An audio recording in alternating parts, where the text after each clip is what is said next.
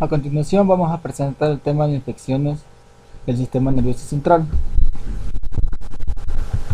Vamos a tener meningitis, encefalitis, abscesos encefálicos y empiema. Primero vamos a tener las definiciones de dónde va a ser atacado el sistema nervioso. Meningitis, vamos a saber que se afecta al espacio subaracnoide. Encefalitis, si la lesión es directa hacia el encéfalo. Cerebritis y absceso, si la infección es focal y si existe la presencia o no de pus. Vamos a tener signos característicos de una irritación meningea. Tenemos el signo de Kernig y el signo de Brunskill. El signo de Kernig consiste en colocar al paciente de cúbito dorsal y levantar el muslo sobre el abdomen y luego estirar la pierna. En este momento el paciente va a sentir dolor. Si el dolor está presente, la irritación meningea es positiva. En el signo de Brunskill vamos a colocar al paciente de cúbito dorsal y vamos a levantar suavemente la cabeza. En el signo positivo, el paciente recoge las piernas sobre su abdomen. La meningitis bacteriana. Vamos a definir la meningitis bacteriana como una inflamación supurativa aguda localizada dentro del espacio subaracnoide. Esto va a provocar la disminución del estado de conciencia, convulsiones, aumento de la presión intracraneana y accidentes cerebrovasculares. Dependiendo de su etiología, tenemos 4 principales agentes etiológicos: el Streptococcus pneumoniae, Neisseria meningitidis, Listeria monocytogenes, Staphylococcus aureus y Staphylococcus coagulasa negativos. Estos van a ser los principales causantes de las irritaciones meningeas. Fisiopatológicamente vamos a tener que estos agentes van a llegar al torrente sanguíneo por medio de las vacuolas, o pueden abrir un espacio entre las paredes que están colonizando. Al pasar al torrente sanguíneo van a llegar rápidamente hacia los plexos coroides, donde se produce el líquido cefalorraquídeo. Estos organismos no van a ser detectados por el cuerpo porque tienen una capa de glucoproteínas, las cuales los protegen.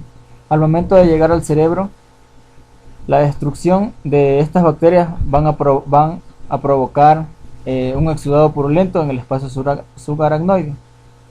La ruptura de estos agentes etiológicos, sus paredes van a contener lipopolisacáridos, ácido teitoico, peptidoglucano.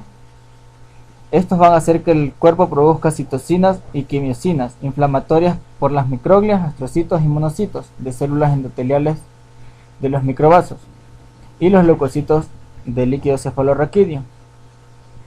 Esta producción de aminoácidos excitadores, exógenos, oxígeno y nitrógeno, y otros mediadores que pueden provocar la muerte cerebral. Este exudado se va a encontrar en el líquido cefalorraquídeo y va a circular por el sistema ventricular y disminuye la capacidad de reabsorción, produciendo la hidrocefalia.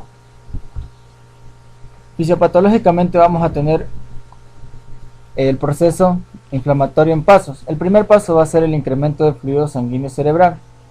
Al momento que el cerebro está siendo atacado, aumenta el flujo sanguíneo y va a provocar que las arterias se vasodilaten. Esto de aquí va a provocar que la presión comience a aumentar. Al aumentar la presión va a haber un angostamiento de las grandes arterias en la base del encéfalo, provocando la presión en el espacio subaracnoide. Luego estas arterias se van a obstruir por medio de trombos. Esta combinación va a provocar que exista un edema intersticial vasógeno y citotóxico, que aumenta la presión intracraneal y puede causar el coma. Al momento que el encéfalo está comprimido, puede provocar el paso final, que es la herniación encefálica. Las manifestaciones clínicas que vamos a tener la triada clínica, que es la cefalea, fiebre y rigidez nucal. Estos 3 pasos, al agravarse, va a provocar el estado de conciencia, náusea, vómito y fotofobia. En las personas que convulsionan, que es alrededor del 20 al 40%, de todos los que sufren este tipo de enfermedad va a ser debido a la isquemia, infarto arterial focal, trombosis hemorrágica de las venas corticales y un edema focal. El aumento de la presión intracraneal va a provocar una disminución o el deterioro de la conciencia. El edema papilar, las papilas reaccionan poco a la luz por la compresión del nervio óptico y el quiasma óptico. La parálisis del sexto par craneal, postura de descerebración y el reflejo de Cushing. Y como punto final vamos a tener la herniación cerebral. ¿Cómo vamos a diagnosticar eso? Mediante la punción lumbar, el cual consiste en extraer el líquido cefalorraquídeo y mandar a un laboratorio para el diagnóstico.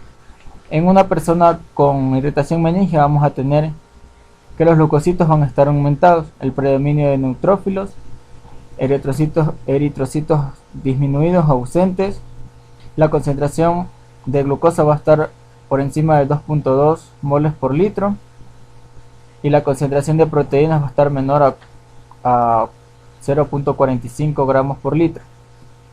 La tinción Gram positiva en el mayor del 60% de los casos, el cultivo positivo en el 80% de los casos. La meningoencefalitis vírica y en particular la causada por virus de herpes simple puede remediar el cuadro inicial de la meningitis bacteriana. La encefalitis por el virus del herpes simple suele comenzar con cefalea, fiebre, alteración de la conciencia, déficit neurológico focales, entre los que se van a encontrar la disfasia y la hemiparesia, al igual que también las convulsiones focales generalizadas. Los resultados de los estudios con líquido cefalorraquídeo, métodos neuroimagenológicos y trazos electroencefalográficos permiten diferenciar entre la encefalitis por virus del herpes simple y la meningitis bacteriana.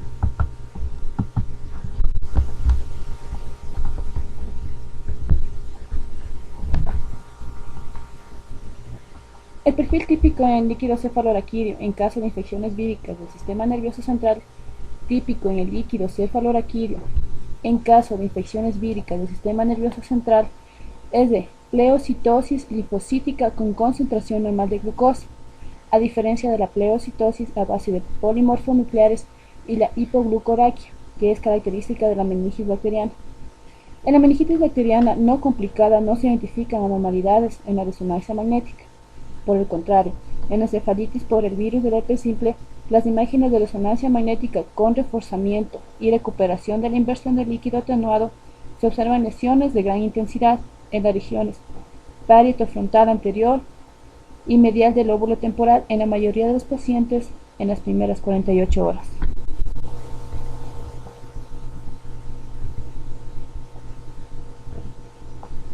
Ahora vamos a hablar sobre la rickettsiosis. Esta puede asemejarse a la meningitis bacteriana, también llamada la fiebre moteada o exantemática de las montañas rocosas. Se transmite por la picadura de una garrapata y es producida por la bacteria Rickettsia rickettsii. Esta enfermedad con frecuencia se manifiesta por fiebre alta, postración, mialgias, cefalea, náusea y vómito. Esta erupción es inicialmente un exantema maculopapular eritematoso que puede ser difícil de distinguir y produce una meningococcus.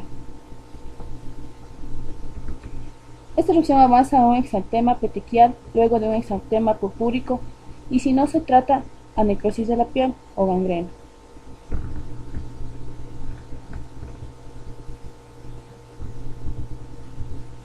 Entre el diagnóstico diferencial también vamos a notar que existen también los trastornos no infecciosos del sistema nervioso central. Entre estas podemos encontrar la hemorragia subaracnoidea u otras posibilidades que incluyen la meningitis química al romperse el contenido de una neoplasia y pasar al líquido cefalorraquídeo, desde un glioma quístico o un quiste epidermoide o dermoide. Esto también se puede decir que puede estar inducida por fármacos carcinomatosos o linfomatosas y la enfermedad de Becher, en donde vamos a encontrar la apoplejía hipofisial.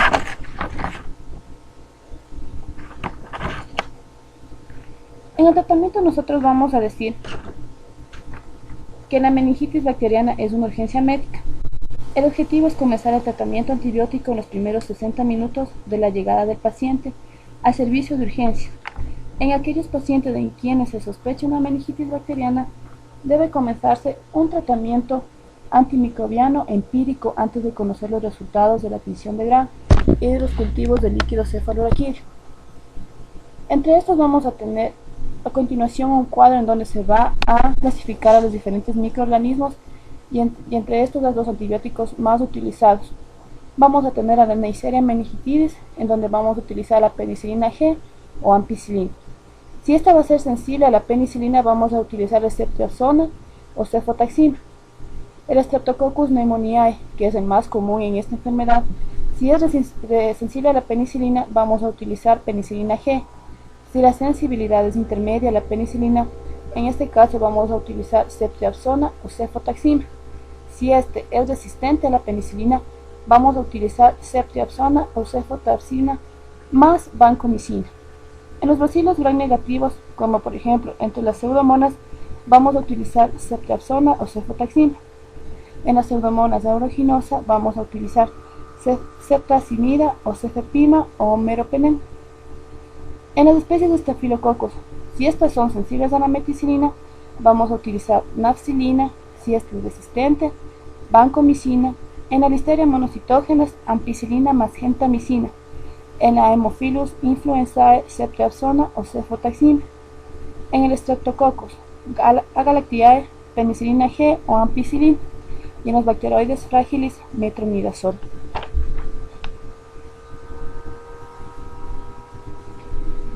A continuación vamos a hablar sobre la meningitis vírica aguda. Se dice que esta, entre los síntomas más comunes que vamos a encontrar, va a ser la cefalea. Esta puede ser frontal, retroorbitaria, se va a encontrar asociada a fotofobia. Va a haber dolor en movimientos de ojos, en la mayoría de los casos rigidez de la nuca, aunque esto puede ser rara vez, fiebre, signos de irritación meningia que se van a encontrar asociados a inflamación del líquido cefalorraquídeo. Y entre las manifestaciones generales vamos a encontrar mialgias, anorexia, náusea, vómito, dolor abdominal, diarrea o una combinación entre las mismas. Se dice que también vamos a encontrar el letargo leve o somnolencia, alteraciones profundas de la conciencia, entre estas vamos a encontrar el estupor, coma o confusión notable. Las causas de la meningitis vírica aguda son múltiples, pero entre las más comunes vamos a encontrar al enterovirus, al virus del herpes simple y al virus transmitido por los artrópodos.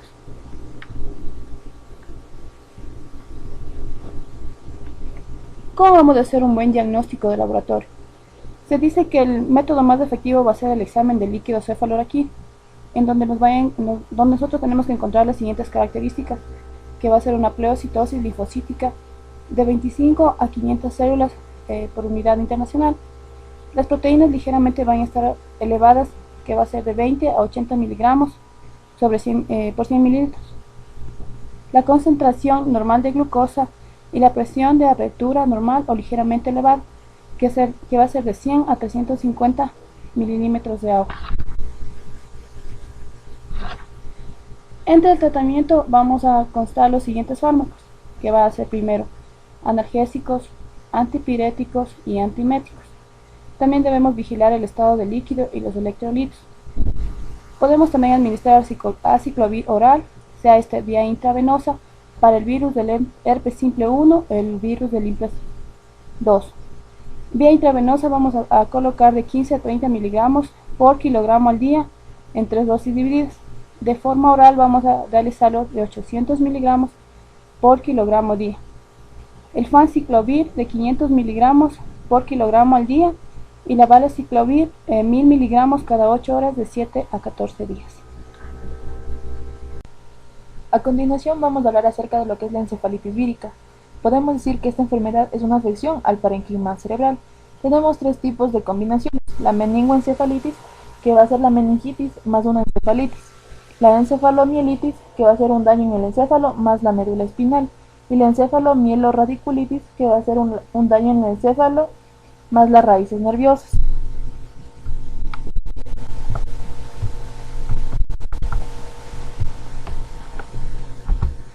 Dentro de lo que es la etiología, tenemos que las principales epidemias de encefalitis son causadas principalmente por el arbovirus.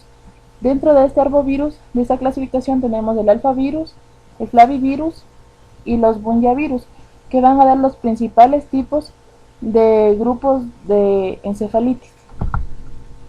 Dentro de lo que es encefalitis, tenemos que la principal etiología va a ser viral. Esta va a ser dada por los enterovirus y por los virus del herpes simple tipo 1. Estos van a presentar con un curso agudo y van a presentar lo que son las alteraciones neurológicas focales, fiebre, disminución del nivel de conciencia. Dentro de la principal clase de lo que es la etiología, vamos a encontrar que los retrovirus, en este caso los VIH-1, van a causar lo que son las meningitis y encefalitis. Unas meningitis en el grado agudo o crónico y encefalitis que van a causar lo que es una demencia crónica. Las alteraciones neurológicas focales van a ser principalmente lo que es la afasia. La afasia es la dificultad para comprender y pronunciar las palabras. También la ataxia, que va a ser el daño a nivel del equilibrio.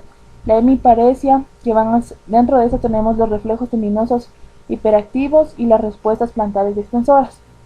Dentro de lo que son los movimientos involuntarios tenemos las mioclonías, temblores y las afecciones de los pares craneales, que van a ser dados por parálisis oculares y debilidad facial. Dentro de lo que es la encefalitis y el diagnóstico va a ser dado por tres distintos parámetros. Los parámetros bioquímicos del líquido cefalorraquídeo, donde vamos a observar la celularidad, las proteínas y la glucosa. Dentro de lo que es el estudio del líquido cefalorraquídeo, podemos decir que es contraindicado siempre cuando existe un aumento de la presión intracraneal y exista una pleocitosis linfática, es decir, el aumento de células a nivel del líquido cefalorraquídeo. En el estudio microbiológico va a estar dado por lo que son cultivos celulares y el PCR. Este PCR nos va a ayudar para diagnosticar una infección a nivel del sistema nervioso central. Principalmente va a estar causado por los virus del Epstein-Barr y el virus del varicela zoster, y además por enterovirus.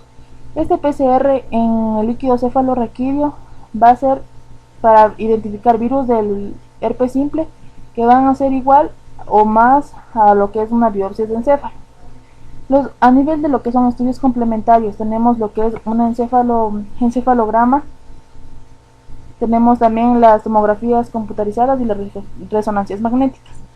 A nivel de las tomografías, podemos decir que van a identificarse las áreas focales de poca absorción y un efecto de masa y un mejor contraste. Dentro de lo que es el encefalograma, vamos a ver que existen picos focales periódicos del lóbulo temporal y una actividad lenta. Y la resonancia magnética nos va a ayudar para ver las zonas con mayor intensidad de señal en las regiones frontotemporales y en la ínsula del cerebro. Dentro de lo que es el diagnóstico diferencial, vamos a observar las infecciones más comunes en una encefalitis, como va a ser por micobacterias, por hongos, por riquecias, por listerias, bartonella y por micoplasmas. La encefalitis por el virus del herpes simple debe ser sospechado siempre y cuando existan manifestaciones clínicas que sugieran una afección en las regiones frontotemporales inferomediales del cerebro. Las principales manifestaciones clínicas son alucinaciones olfatorias y gustativas, anosmia, conductas extrañas, alteraciones de la personalidad y trastornos de la memoria. Dentro de lo que es la distribución anatómica de las lesiones, vamos a tener tres tipos, según el agente causal. Dentro de eso tenemos el flavivirus, el virus del herpes simple y el de la rabia, que va a causar principalmente un daño a lo que es el tronco del encéfalo, causando así lo que es fiebre, variaciones del estado de conciencia, de hiperactividad autónoma, además de un déficit neurológico focal, mioclono, convulsiones, alucinaciones y espasmos fóbicos. Dentro de lo que son los flavivirus, también podemos decir que existe un ataque intenso a órganos de la sustancia gris en un plano profundo, que van a incluir a lo que son los ganglios basales y el tálamo. Dentro de los virus del Nilo occidental van a producir lo que es una parálisis reflexiva. Dentro de lo que es el tratamiento, podemos decir principalmente que va a existir una mantención de la respiración, el control de la presión intracraneana, la restricción de líquidos y la reducción de fiebre. Además, dentro de lo que es el tratamiento farmacológico, vamos a tratar con lo que es la aciclovir en adultos, 10 miligramos sobre gramos peso, intravenoso cada 8 horas, es decir, una dosis diaria de 30 miligramos kilogramos peso durante 14 días. En lo que son neonatos, 20 miligramos kilogramos peso cada 8 horas, es decir, unos 60 miligramos kilogramos peso durante 21 días. Dentro de lo que es una meningitis subaguda, vamos a decir que es una anormalidad dentro de lo que van a ser los pares craneales. Van a producirse también lo que es un síndrome meningio, con la presencia de fiebre, cefaleas, náuseas, vómitos, alteraciones a nivel de la conciencia, sudoración nocturna. También tenemos lo que son signos meningios, como la rigidez de la nuca, el signo de Kernkey, el signo de Brudzinski. La tuberculosis se va a contagiar principalmente por una inhalación y propagación hematogénica de los bacilos hacia las meninges. Estos tubérculos se van a agrandar y se van a producir la caseificación, es decir, una encapsulación fibrosa. Antígenos micobacterianos van a producir lo que es una infección. En la meningitis infecciosa vamos a encontrar principalmente lo que son 3 tipos: una meningitis aguda, la meningitis subaguda y la meningitis crónica. La meningitis aguda va a ser la causa por una insaturación brusca y va a durar durante horas. La meningitis subaguda va a desarrollarse lo que es de 1 a 7 días y una meningitis crónica va a ser de un comienzo insidioso, es decir, durante semanas. La meningitis, y para el diagnóstico de la meningitis vamos a utilizar lo que es el diagnóstico del líquido cefalorraquídeo, que van a estar dados por parámetros bioquímicos de celularidad, proteínas y glucosa.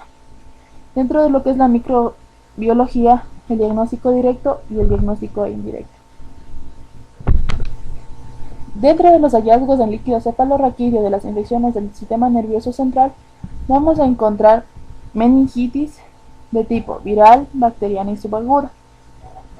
Dentro de la meningitis viral vamos a encontrar una presión intracraniana normal, con tipo de células normocelulares, aumento de las proteínas, el azúcar o glucosa vamos a encontrar a nivel normal y un cultivo basal especial. Dentro de lo que es la meningitis subaguda vamos a encontrar una presión intracraniana normal, tipo de células mononucleares, proteínas 2 más, a nivel de glucosa y azúcar normal o puede encontrarse disminuido y el cultivo positivo 1 más. Dentro de lo que es una encefalitis vamos a encontrar la presión intracraneana aumentada, los tipos de células van a ser mononucleares, las proteínas aumentadas, glucosa y azúcar normal, y cultivo puede o no puede existir. Dentro de lo que es el tratamiento, va a realizarse con isoniazida 300 miligramos día, rifampicina 10 miligramos kilogramos día, piracinamida 30 miligramos kilogramos día, etambutol de 15 a 25 miligramos kilogramos día en fracciones, piridoxina 50 miligramos día, y tenemos el cuadro clínico dentro de lo que es una afección meningia y una encefalitis. En la afección meningia vamos a encontrar periodos febriles agudos, confusiones, trastornos conductuales, alteración del nivel de conciencia, letargo y puede llegar al coma. Dentro de la encefalitis vamos a encontrar alucinaciones, agitación, cambios de personalidad y trastornos conductuales. Ahora vamos a hablar de la leucoencefalopatía multifocal progresiva. Esta va a ser una enfermedad progresiva que se caracteriza anatomopatológicamente por áreas multifocales de desmielinización de tamaño variable y que se van a encontrar dispersos en todo el encéfalo, salvo la médula espinal y los nervios ópticos, así como también de alteraciones otológicas en los astrocitos y oligodendrocitos que van a estar dados por parte del virus de John Cunningham. Entendiendo así, la leucoencefalopatía multifocal progresiva es una infección viral grave que afecta el cerebro. Encéfalo significa cerebro, patía significa enfermedad. Encefalopatía es una enfermedad del cerebro. Leuco significa pálido o blanco. Leucoencefalopatía es una enfermedad en la materia blanca del cerebro. Progresiva significa que la enfermedad empeora con el tiempo, y multifocal significa que aparece en varios lugares al mismo tiempo. Dentro de las manifestaciones clínicas de la encefalitis crónica, vamos a tener que en un 45% de los pacientes presentan déficits visuales, siendo así hemianopsia homónima. Dentro de su significado de vamos a decir que la hemianopsia se refiere a la pérdida absoluta de la visión en la mitad del campo visual. También tenemos la presencia de trastornos mentales en un 38%. Dentro de estos, demencia, confusión, cambios de la personalidad, así como también tenemos debilidad, hemiparesia, que significa debilidad muscular que afecta a un solo lado del cuerpo o también llamada monoparesia, y ataxia, que va a ser un trastorno caracterizado por la disminución de la capacidad para coordinar movimientos. Y en un 20% de estos pacientes también presenta convulsiones, con predominio en aquellos con lesiones que afectan la corteza cerebral. Podemos decir que la enfermedad de la encefalitis crónica o leucoencefalopatía multifocal progresiva, casi todos los pacientes tienen inmunodepresión asociada.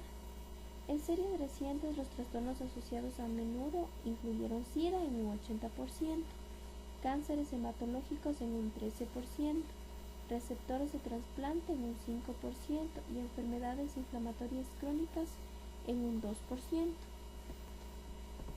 Para llegar al diagnóstico nos vamos a ayudar de una resonancia magnética. Esta va a revelar lesiones multifocales asimétricas coalescentes en la sustancia blanca que se ubican cerca de las regiones de los ventrículos, en el centro semioval, en la región parieto-occipital y en el cerebelo. En el líquido cefalorraquídeo este suele ser normal, aunque podemos encontrar elevación leve en las concentraciones de proteínas, de IG o de ambas. En las muestras de biopsia de necropsia del encéfalo podemos detectar antígenos y ácido nucleico del virus de John Cunningham por análisis inmunocitoquímico, por medio de hibridación in situ o de ampliación de PCR. Dentro del tratamiento para la leucoencefalopatía multifocal progresiva, podemos decir que no hay un tratamiento eficaz, puesto que la administración intravenosa, intratecal o ambas de la citarabina no ha mostrado beneficio alguno. La citarabina va a ser un agente antineoplásico que impide el desarrollo, crecimiento y proliferación de células tumorales. En pacientes positivos para VIH, tratados con HAART, que significa la terapia antiviral altamente activa, la supervivencia a un año es cercana al 50%, aunque hasta los 80% de los supervivientes pueden tener secuelas neuropsicológicas significativas. Ahora vamos a hablar de la panencefalitis esclerosante subaguda. Esta va a ser una enfermedad crónica del sistema nervioso central. Va a ser poco común y se va a caracterizar por la desmielinización progresiva asociada con una infección crónica no permisiva del tejido cerebral con el virus del sarampión. Esta va a tener una infección primaria por sarampión en edades tempranas, 2 años de edad aproximadamente. Un intervalo latente de 6 a 8 años con el desarrollo de trastorno neurológico progresivo. Casi 85% de los pacientes se encuentran entre los 5 y 15 años de edad al momento de ser diagnosticada la enfermedad.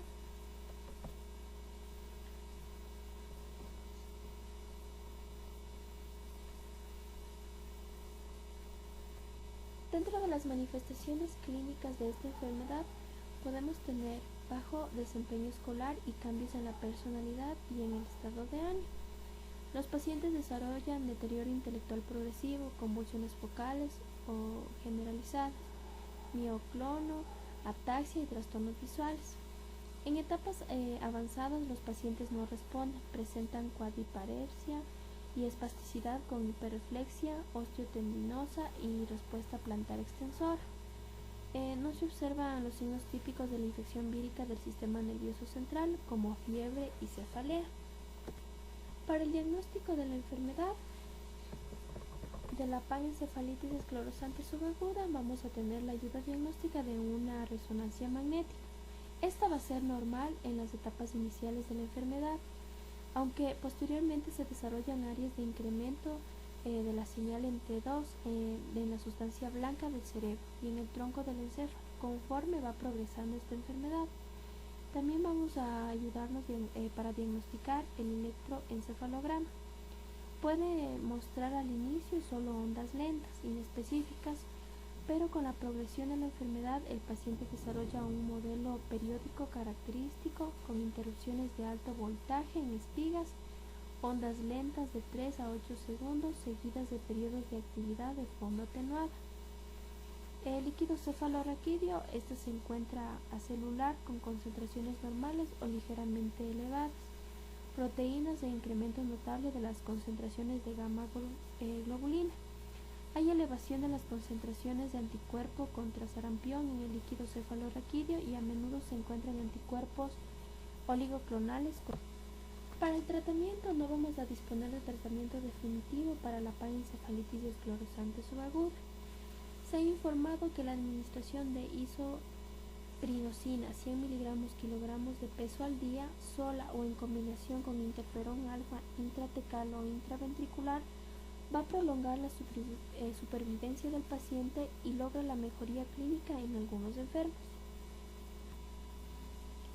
Ahora tenemos la panencefalitis progresiva por rubiola.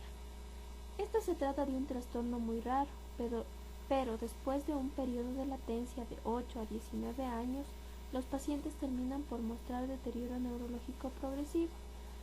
Las manifestaciones van a ser similares a las observadas en la panencefalitis esclerosante subaguda, como era bajo rendimiento escolar, cambios de personalidad y en el estado de ánimo. En el líquido cefalorraquídeo se observa pleocitosis leve por linfocitos, incremento pequeño del valor de proteínas, aumento extraordinario de la gamma globulina y bandas oligoclonales específicas del virus de la rubiola. Igual que la panencefalitis esclerosante subaguda, no se cuenta con un tratamiento seguro y la prevención universal de la rubiola congénita e infantil por medio del uso de la vacuna del virus de la rubiola vivo atenuado podría eliminar la enfermedad. Ahora vamos a hablar del absceso cerebral. Para ello vamos a definir lo que es un absceso. Va a ser la acumulación de pus en una cavidad del cuerpo debido a un proceso infeccioso en el que se produce una destrucción de tejidos. Pues bien, el absceso cerebral entenderemos que es un proceso supurativo focal o acumulación de pus en el parénquima encefálico dado por una infección, llamándole cerebritis a su estudio clínico más precoz. Por lo tanto, un absceso cerebral, un empiema subdural y extradural van a ser abscesos intracraneales, pero ambos van a ser poco comunes, tienen una etiología y sintomatología similar, pero su localización va a ser diferente. Podemos observar en estos gráficos al absceso cerebral y al empiema subdural. Dentro de la etiopatogenia de un absceso cerebral, podemos decir que un absceso cerebral puede formarse por propagación directa desde un foco de infección craneal contiguo, como puede ser otitis media, sinusitis, mastoiditis, infección dental. Esta va a estar dada en un 40 a 50%.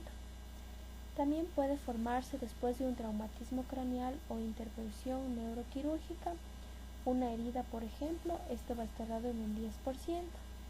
Y también puede formarse como resultado de la diseminación hematógena desde un foco infeccioso distante, como por ejemplo a una arteria cerebral media asociada a cardiopatías congénitas, malformaciones pulmonares, endocarditis, infecciones pulmonares, crónicas, pélvicas, trasplantes, VIH, entre otras.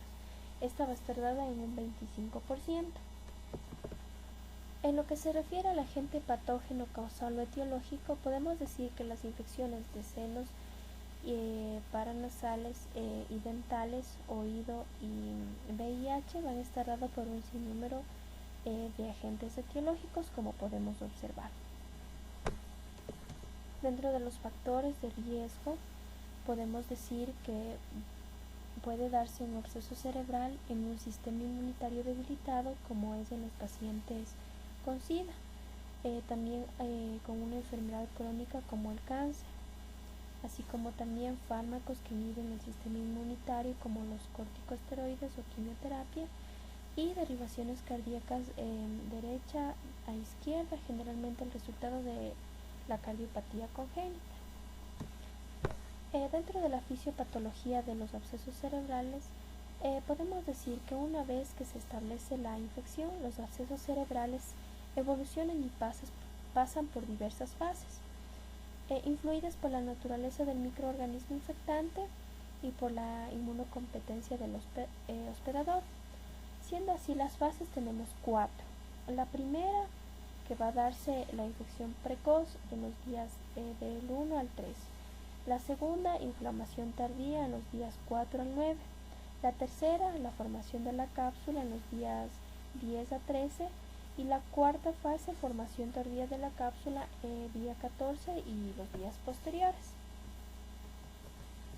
En la primera fase, que iba a ser la inflamación precoz, va a darse la presencia de un infiltrado perivascular de células inflamatorias que van a rodear el núcleo central de necrosis coagulante.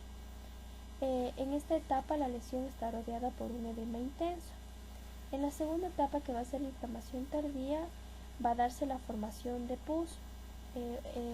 Este origina el agrandamiento del centro necrótico y aparece rodeado de un infiltrado inflamatorio de macrófagos y fibroblastos. En la fase 3, que es la formación de la cápsula, se produce más en el lado cortical que en el lado ventricular de la lesión. Esta se relaciona con la aparición de una cápsula que se refuerza en anillo en las pruebas de neuroimagen. Y en la cuarta fase va a ser la formación tardía de la cápsula, va a ser o a darse la presencia de un centro necrótico bien formado, rodeado por una densa cápsula de colágeno. La zona circundante de edema cerebral ha regresado, pero por fuera de la cápsula ocurre una intensa gliosis con abundantes astrocitos reactivos. Este proceso gliótico puede contribuir a la aparición de convulsiones como secuela del absceso cerebral.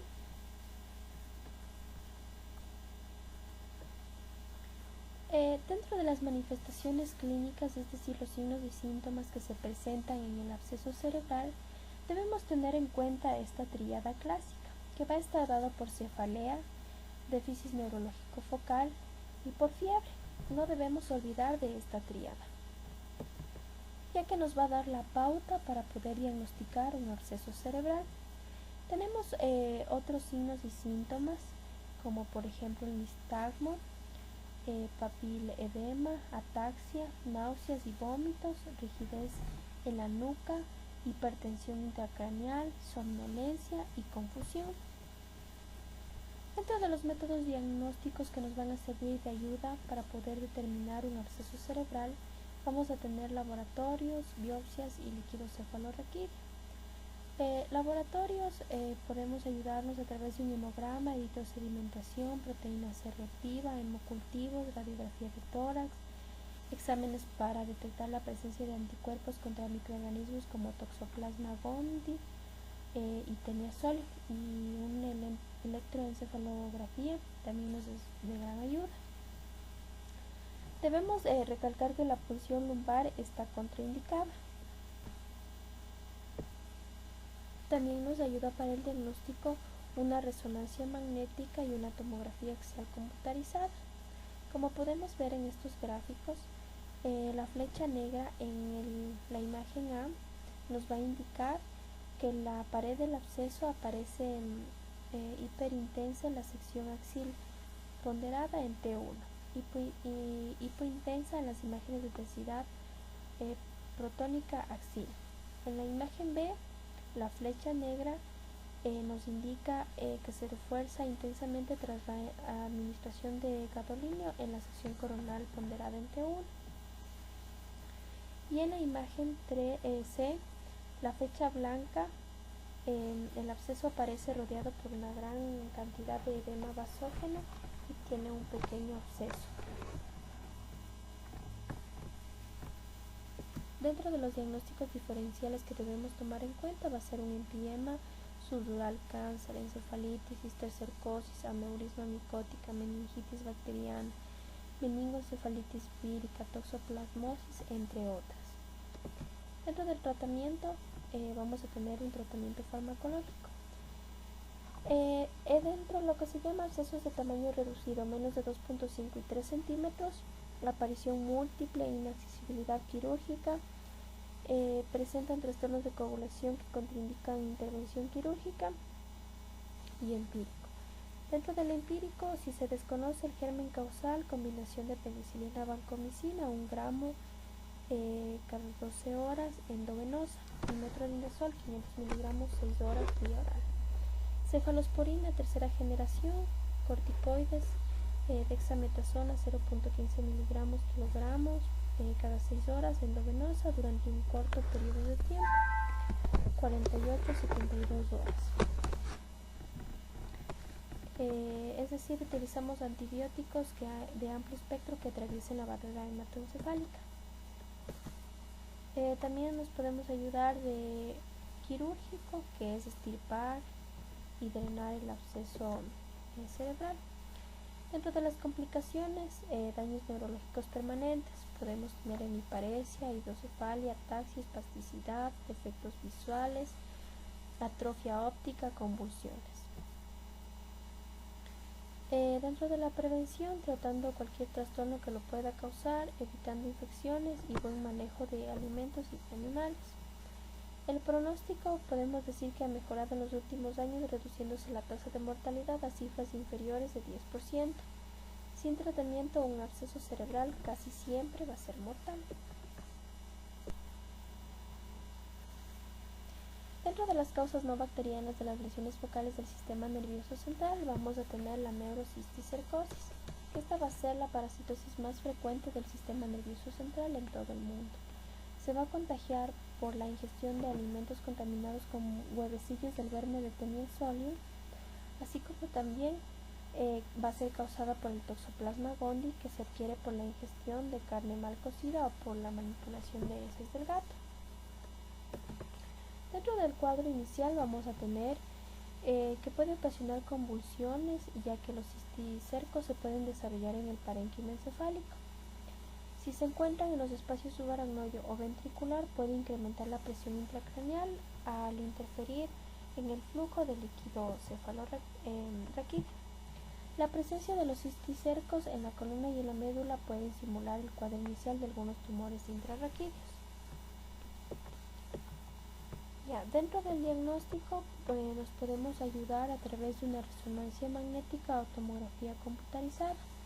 Las lesiones con parásitos viables tienen el aspecto de lesiones quísticas, como podemos observar en la imagen, y en la resonancia magnética a menudo podemos observar el escoles del parásito.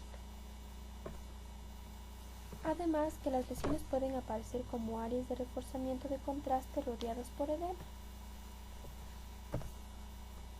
Dentro del tratamiento, podemos administrar anticonvulsivos cuando el enfermo de neurocisticercosis tiene una convulsión. Los medicamentos cesticidas de elección para el tratamiento va a ser praziquantel, 45 a 50 miligramos kilogramos de peso dividido en 3 tomas por 15 días, y albendazol, 15 miligramos kilogramos repartidos en 3 tomas durante 8 días. Van a ser útiles en el caso de encontrar cisticercos vivos y cuando hay sintomatología originada en el parénquima cerebral y en el espacio subaracnoideo no basal. Cuando los cisticercos de localización ventricular como oculares deben ser extraídos quirúrgicamente.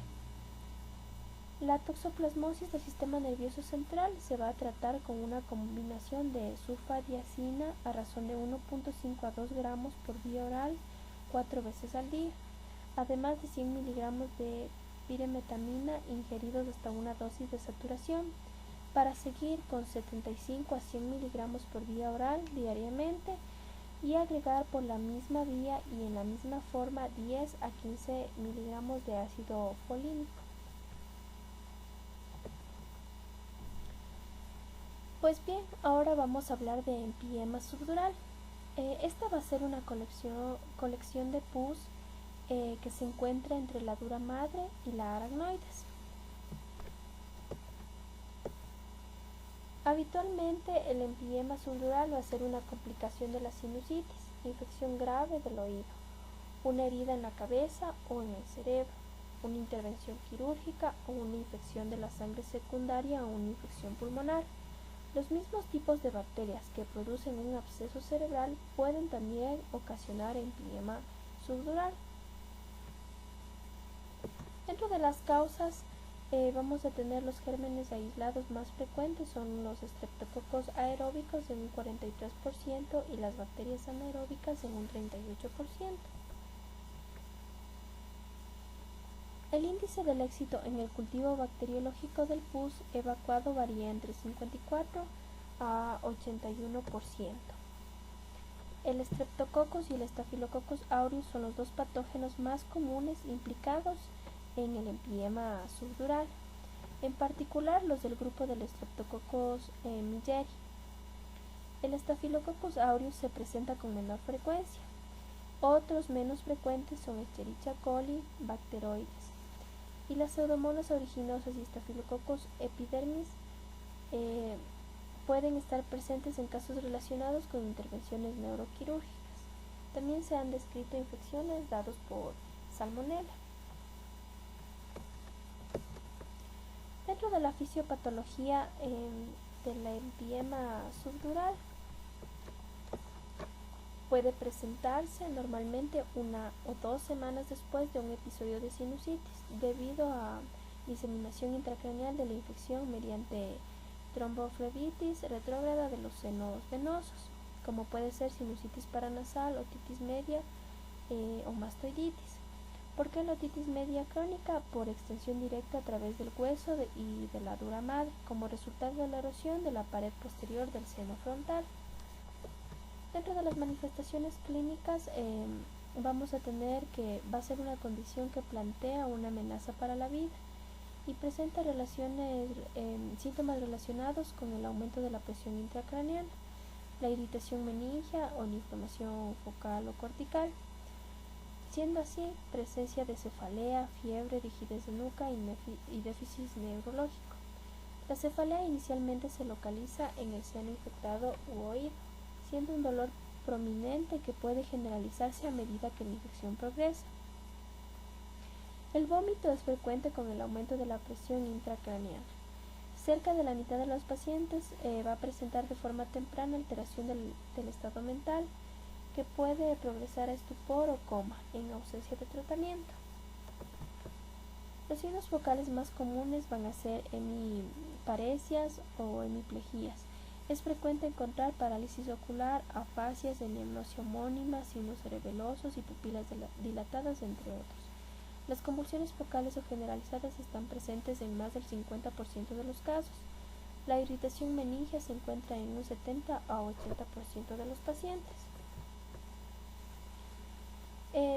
Para el diagnóstico debemos sospechar el diagnóstico de empiema subdural en cualquier paciente con signos meningios y focalidad neurológica, particularmente cuando los déficits indican disfunción extensa de un hemisferio cerebral.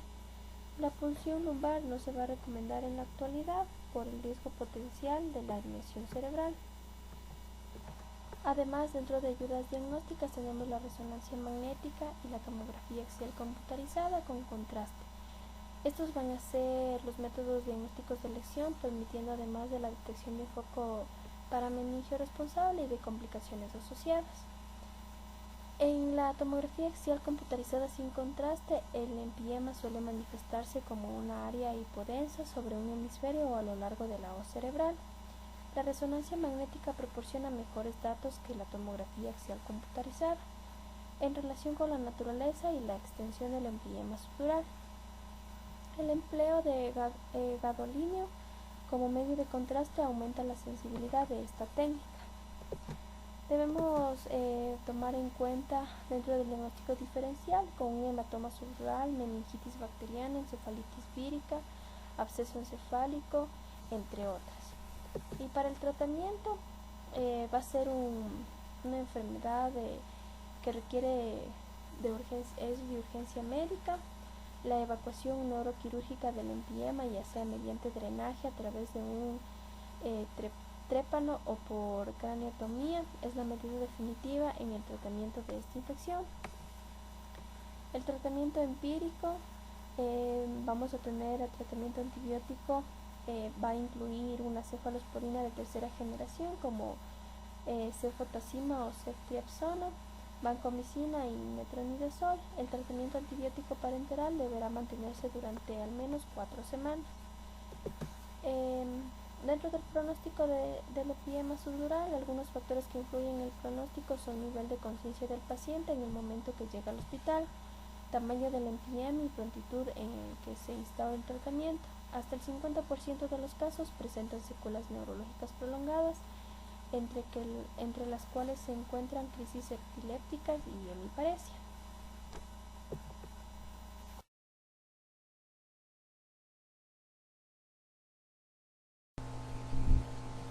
Entre otras infecciones del sistema nervioso central, tenemos el absceso epidural craneal.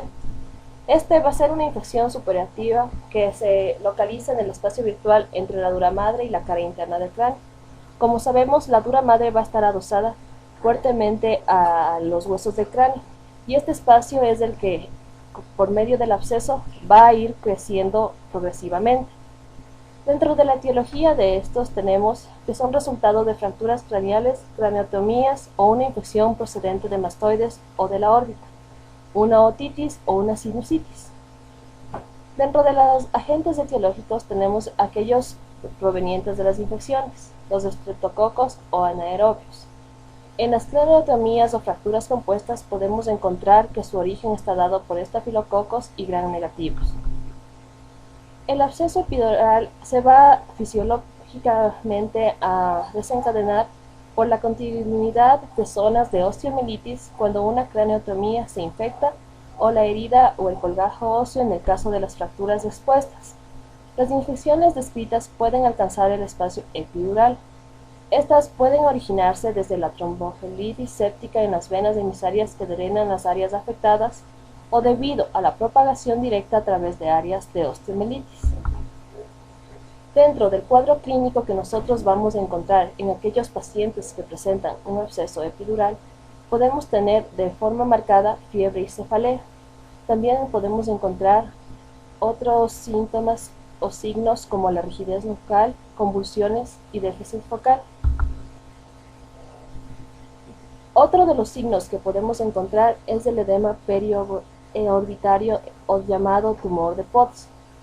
Esta se encuentra como una hinchazón que nosotros vamos a ver localizada en la región frontal.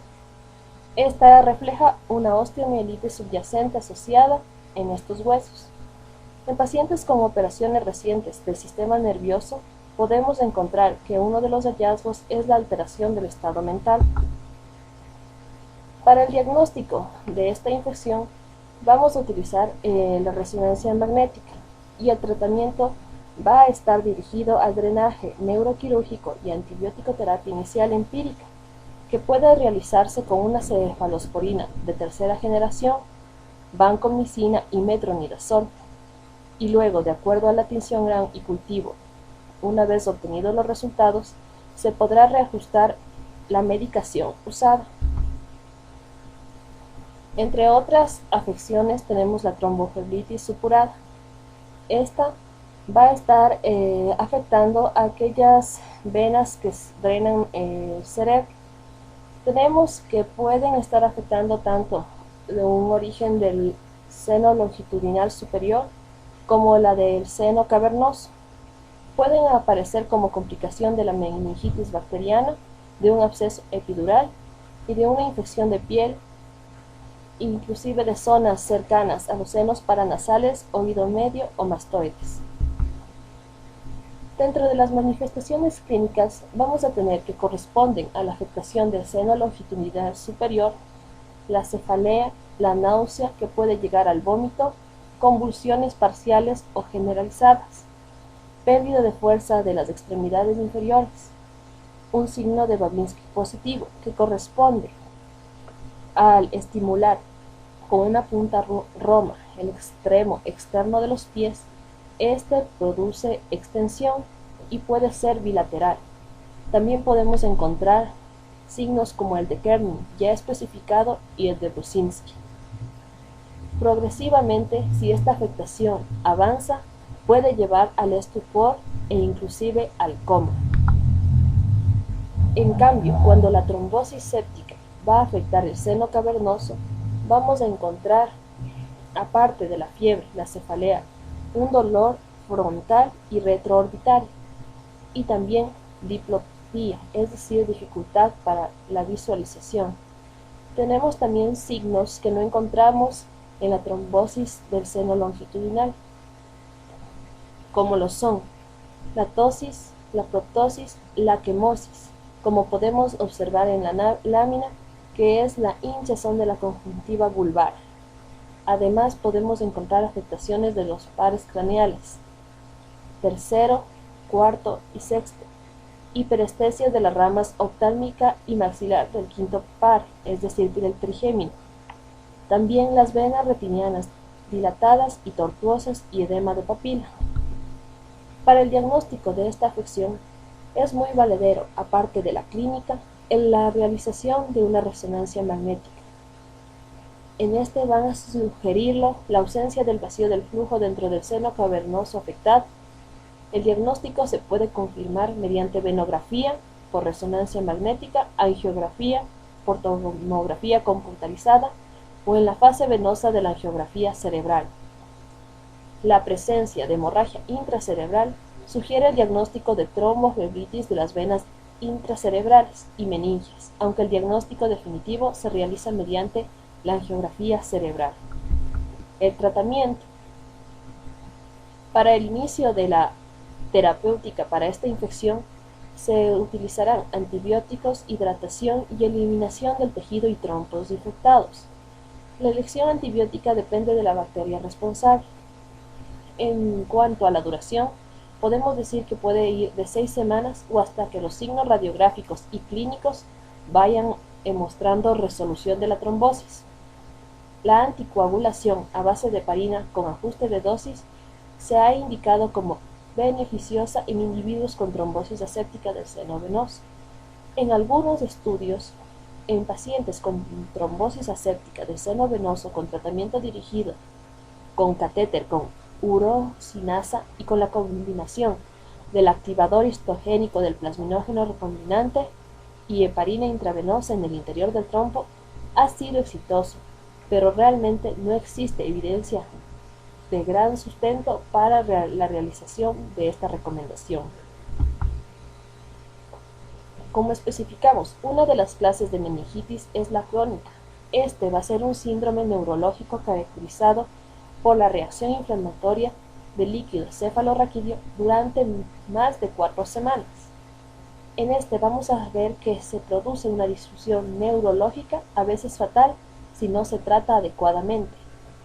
Vamos a tener que en los hallazgos tenemos que la reacción inflamatoria persistente del líquido cefalorraquídeo nos muestra un recuento mayor de 5 leucocitos por picolitro. Como agentes etiológicos y causas de la meningitis crónica tenemos una infección meningia aguda, el cáncer, trastornos inflamatorios no infecciosos, meningitis química, infecciones parameningias. Dentro de los síntomas y signos más comunes de esta afectación tenemos una cefalalgia crónica, un dolor de cuello o espalda, cambios de personalidad, debilidad facial, dificultad para ver, diplopía, hipoacusia, debilidad de las extremidades, parestesias, disfunción de esfínteres. Podemos encontrar signos como papiledema, el signo de Kerning-Rudzinski, somnolencia, falta de atención, pérdida de memoria, desorientación, afectación del nervio facial, afectaciones de los nervios motor ocular común, patético y motor ocular externo, parálisis del nervio octavo vestibular, mielopatías o radiculopatías, es decir, la afectación de varias raíces nerviosas. Además, podemos encontrar signos de irritación meningia como ya los mencionados, signos de Rudzinski y de Kerning, que al movilizar al paciente en decúbito dorsal producirán dolor e inclusive la afectación podrá ser visualizada al levantar en tabla al paciente. Las causas de la meningitis crónica pueden ser de origen bacteriano o no. Entre las causas de origen bacteriano tenemos aquellas que son comunes. La meningitis bacteriana parcialmente tratada, la infección parameningia, la enfermedad de Lyme. Los estudios que se realizan para detectar el procedimiento a llevarse serán estudio de líquido cefalorraquídeo, pruebas complementarias y el análisis de la historia clínica, como los factores de riesgo y manifestaciones. Dentro de la meningitis bacteriana, tenemos que ver que vamos a encontrar en el líquido cefalorraquídeo un predominio de células mononucleares o inclusive mixto, polimorfonucleares y mononucleares. Se realizarán como pruebas complementarias el cultivo Gram del líquido cefalorraquídeo. Los factores que debemos analizar son una meningitis bacteriana con un tratamiento incompleto. En caso de una infección parameningia, vamos a tener que los factores de riesgo encontrados son una otitis media, una infección pleuropulmonar, focalidad neurológica, dolor en cuello, espalda, oídos o senos. En la enfermedad de Lyme vamos a encontrar que el líquido cefalorraquídeo va a tener un predominio de mononucleares, proteínas elevadas. En este caso, las pruebas diagnósticas serán anticuerpos en suero y el PCR en líquido cefalorraquídeo. Como factores de riesgo y manifestaciones, tendremos una historia previa de picaduras o exposiciones, eritema crónico migrans o rash cutáneo, artritis, parálisis de Bell, meningoencefalitis o simulación de una enfermedad meningia. Otras causas infecciosas de meningitis crónica son la tuberculosis y la sífilis. Ambas entidades poseen en el líquido cefalorraquídeo una presencia de células mononucleares. En ambas también la glucosa va a estar disminuida, pero en la tuberculosis las proteínas van a estar elevadas. En las pruebas diagnósticas vamos a realizar un cultivo de VAR en líquido cefalorraquídeo para tuberculosis y PCR. Dentro de la sífilis se realizará una prueba de VDRL en líquido cefalorraquídeo y si es positiva una prueba de FTA. Los factores de riesgo considerados para la tuberculosis serán antecedentes de exposición, tuberculosis previa, inmunosupresión o SIDA o ictus por arteritis. Dentro de la sífilis consideraremos también la exposición previa, demencia, VIH y accidentes cerebrovasculares secundarios a una endoarteritis y la parálisis de los nervios facial y vestibular. Tenemos también causas bacterianas infrecuentes como son la actinomycetes, nocardia, brucella y la enfermedad de Winter. En estas vamos a encontrar la presencia de células polimorfonucleares o mononucleares. Podemos tener la asociación de antecedentes de abscesos cerebrales, enfermedades como la neumonitis, osteomielitis vertebral, artralgias. Una de las causas muy raras, pero que se pueden encontrar, son la leptospirosis. Si esta no se trata, inclusive puede durar de 3 a 4 semanas. Dentro de otras causas tenemos como agentes etiológicos la micosis, en los cuales podemos encontrar frecuentemente el criptococo, los Cocciodomycetes iminis y el Aspergillus. En estos, en el líquido cefalorraquídeo vamos a encontrar predominio de células mononucleares y pocas veces polimorfonucleares. En las pruebas diagnósticas vamos a encontrar la tinción de tinta china o montaje en fresco para hongos en líquido cefalorraquídeo, anticuerpos en el líquido cefalorraquídeo y sangre y cultivos. En los factores de riesgo y manifestaciones sistémicas tenemos el SIDA u otra inmunosupresión, afectación de piel y otros órganos, historia de exposición, sinusitis, neutropenia y estados que lleven al compromiso de la inmunología del paciente. También tenemos afectaciones como la candidiasis, la histoplasmosis, la blastomicesis. En el líquido cefalorraquídeo vamos a encontrar polimorfonucleares o mononucleares, también la glucosa baja. Las pruebas complementarias también se orientarán al cultivo y tinción del líquido cefalorraquídeo. Como factores de riesgo tenemos postcirugía, candidiasis sistémicas, pacientes con historia de exposición, SIDA, abscesos, sinusitis y úlceras. Dentro de los agentes representados por los protozoos tenemos al Toxoplasma gondii. En este caso, el líquido cefalorraquídeo va a estar con un predominio de mononucleares. Las pruebas complementarias tenemos anticuerpos séricos, PCR en líquido cefalorraquídeo, biopsia, respuesta al tratamiento empírico con un contexto clínico apropiado. Dentro de los factores de riesgo tenemos abscesos cerebrales y es muy frecuente en los enfermos con VIH. Entre otros protozoos menos frecuentes tenemos la trypanosomiasis y la cántamoameba. Dentro de los helmintos que pueden estar presentes en la infección tenemos la cisticercosis.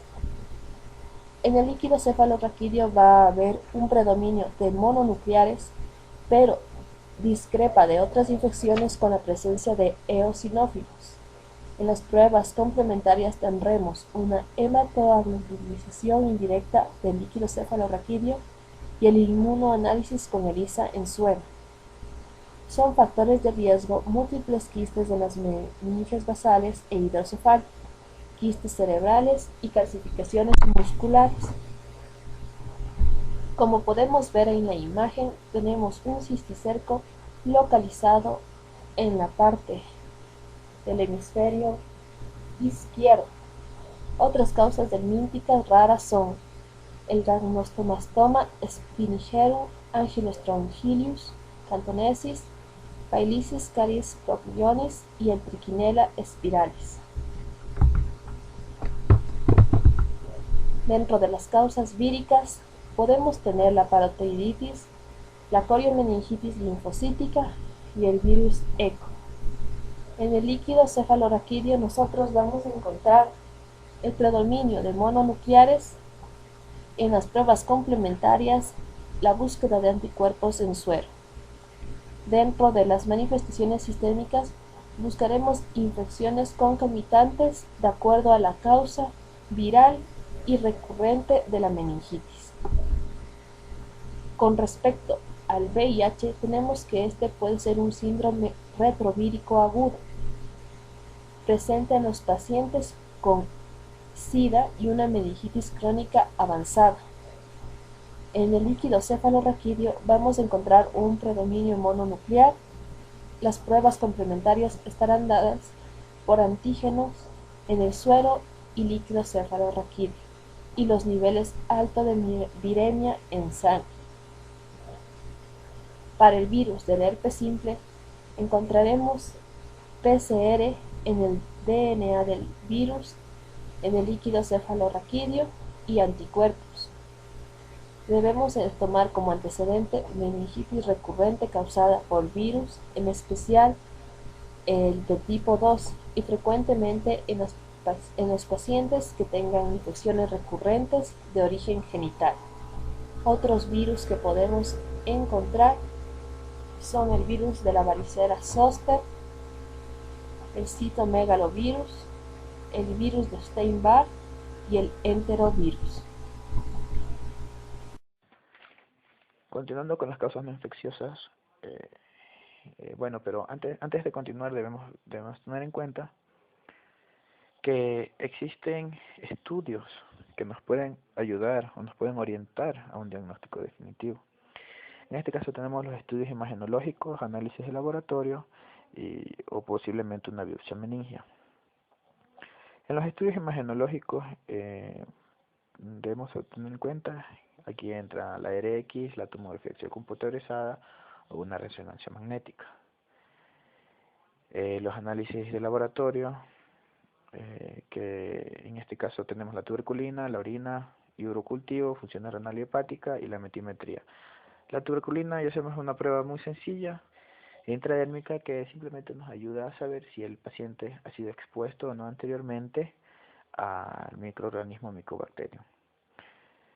Cuando tenemos la sospecha o sabemos que posiblemente los resultados cualquier tipo de examen complementario va a demorar, podemos dar un tratamiento empírico para el caso de meningitis y lógicamente orientada a un posible diagnóstico que tengamos en mente, ya sea antimicrobianos, glucocorticoides o anfotericina. Otra prueba que nos ayuda y que lógicamente es necesaria en el caso de que sospechemos de una meningitis es el análisis del líquido cefalorraquídeo.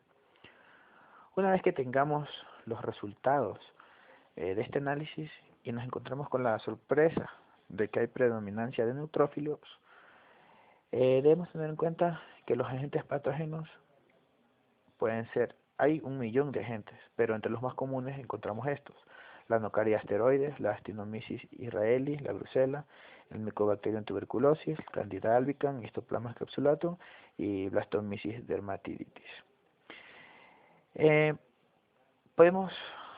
Otro resultado que puede estar alterado, a excepción de los neutrófilos, son los eosinófilos.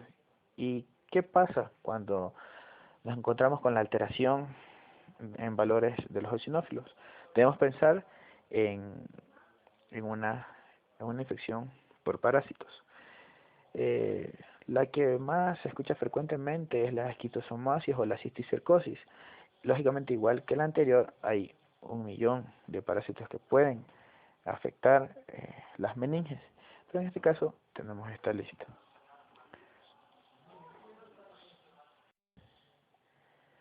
Bueno, aquí les tengo un cuadro sencillo y resumido de los resultados normales que podemos encontrar o que encontramos en el análisis del líquido cefalorraquídeo. Más adelante les hablaré de ciertas patologías en donde nos vamos a centrar en ciertos resultados de este análisis, que va a ser la glucosa, proteínas totales y toda los componentes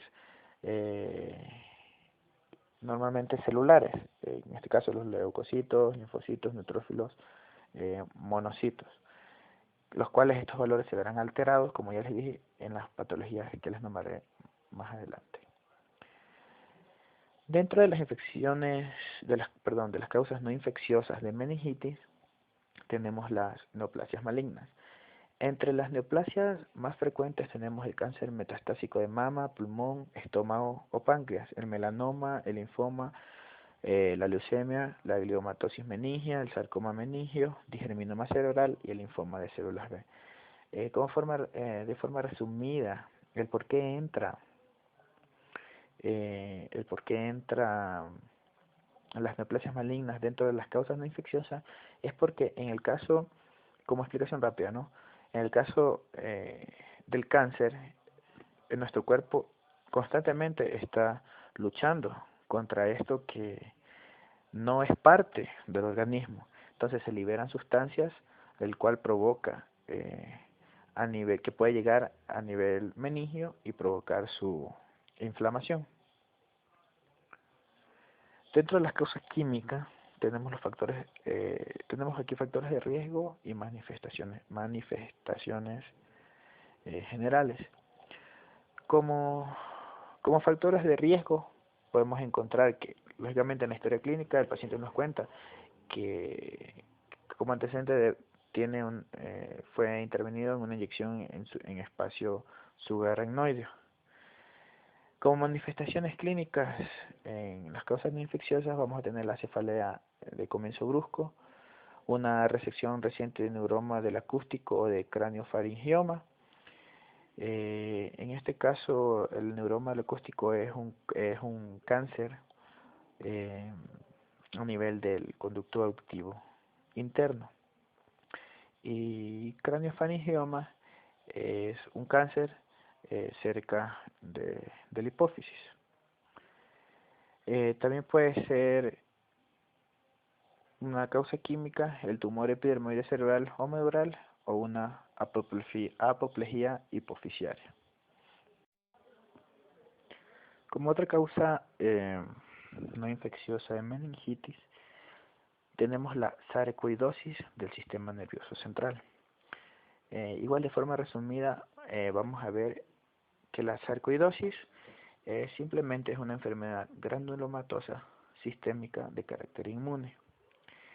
Esta enfermedad puede manifestarse en cualquier órgano del cuerpo, pero con mayor frecuencia se presenta en el pulmón y ganglios intratorácicos.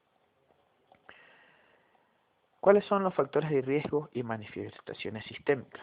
En el caso de la sarcoidosis del sistema nervioso central, va a haber una parálisis de pares craneales, en especial el par craneal 7, una disfunción hipotalámica que puede provocar una diabetes insípida.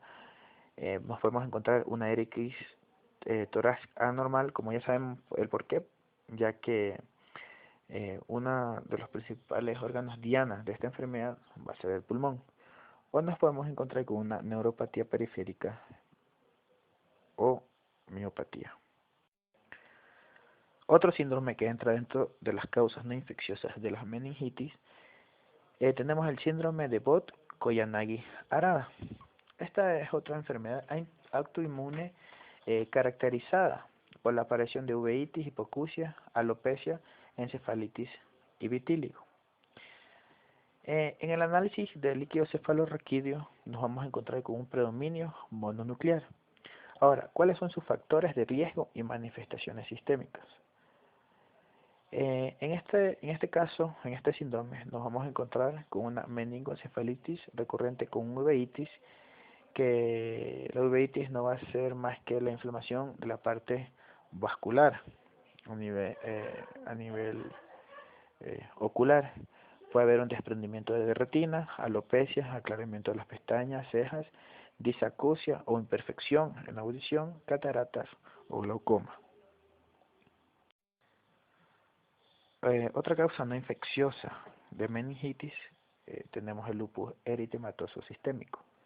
En este caso, los resultados del líquido cefalorraquídeo va a haber predominancia de mononucleares o polimorfonucleares.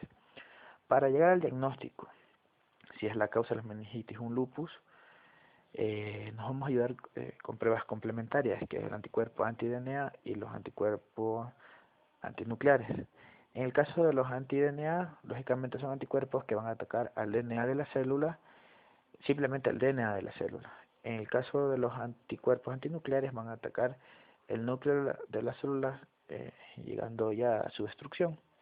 ¿Cuáles son los factores de riesgo y manifestaciones sistémicas? Vamos a tener la encefalopatía, crisis epiléptica, ictus, mielopatía transversa o erupción cutánea, o llegar a una artritis o encontrar una artritis. Como ya sabemos, el ictus es una apoplejía o simplemente un accidente cerebrovascular. Otro síndrome que entra de las causas no infecciosas de la meningitis es el síndrome de Behçet. El síndrome de Behçet se trata de una enfermedad autoinmune en la que el sistema inmunitario ataca a los capilares produciendo inflamaciones o una vasculitis. El origen de esta enfermedad es desconocido, aunque se cree que simplemente se desarrolla en personas genéticamente predispuestas. No es contagiosa y también entra de las enfermedades raras. ¿Cuáles son los resultados de laboratorio que nos encontramos en el análisis del líquido cefalorraquídeo? En los resultados vamos a encontrar predominancia de mononucleares o polimorfonucleares y proteínas aumentadas. ¿Cuáles son los factores de riesgo y manifestaciones sistémicas? Podemos encontrar úlceras aftosas en la región bucal y genital, iridociclitis, hemorragias retinianas y lesiones patérgicas del sitio de punción.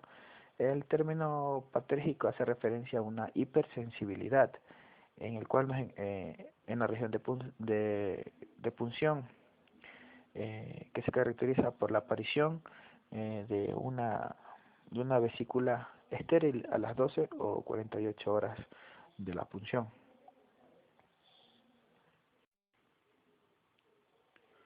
En el caso de la meningitis crónica linfocítica benigna, como causa no infecciosa de meningitis, nos vamos a encontrar que en el análisis del líquido cefalorraquídeo va a haber predominio mononuclear y entre los factores de riesgo manifestaciones sistémicas vamos a saber que la recuperación está entre 2 y 6 meses y su diagnóstico es un poco dificultoso, por lo que para llegar al diagnóstico definitivo pues se lo va a hacer por medio de exclusión, un diagnóstico por exclusión.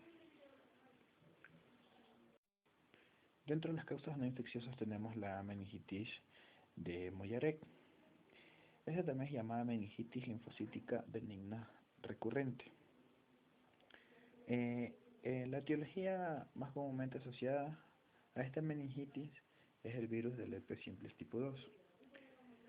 Una explicación se basa que tras la infección genital primaria del herpes simplex tipo 2, esta permanece latente en las neuronas sensitivas de los ganglios de las raíces dorsales sacras. Luego de esto, posteriormente, se provoca una diseminación retrógrada hacia el líquido cefalorraquídeo, resultando en una meningitis recurrente. ¿Cuáles son los resultados del líquido cefalorraquídeo? En el caso de la meningitis de Mollaret, nos vamos a encontrar con grandes células endoteliales y polimorfos nucleares en las primeras horas y luego, posteriormente a esto, mononucleares. ¿Cuáles son las pruebas complementarias que nos ayudan a diagnosticar o a saber que es una meningitis de Mollaret? Nos vamos a apoyar con el PCR para el herpes, una resonancia magnética o una tomografía para descartar tumor epidermoide o quiste dural. ¿Cuáles son los factores de riesgo y manifestaciones sistémicas? Pues va a ser la meningitis recurrente. Debemos descartar una herpes simple tipo 1, lógicamente la tipo 2, y esta también raramente está vinculada a quistes durales. Dentro de las causas no infecciosas también tenemos la hipersensibilidad a fármacos. En los resultados del líquido cefalorraquídeo nos vamos a encontrar con alteraciones o valores alterados en los polimorfos nucleares, ya sea monocitos o eosinófilos.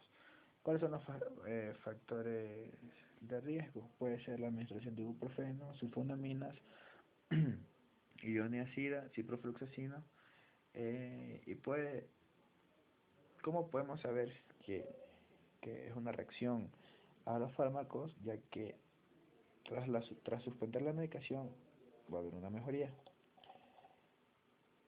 Y lógicamente, si volvemos a administrar, se va a presentar nuevamente los signos y síntomas.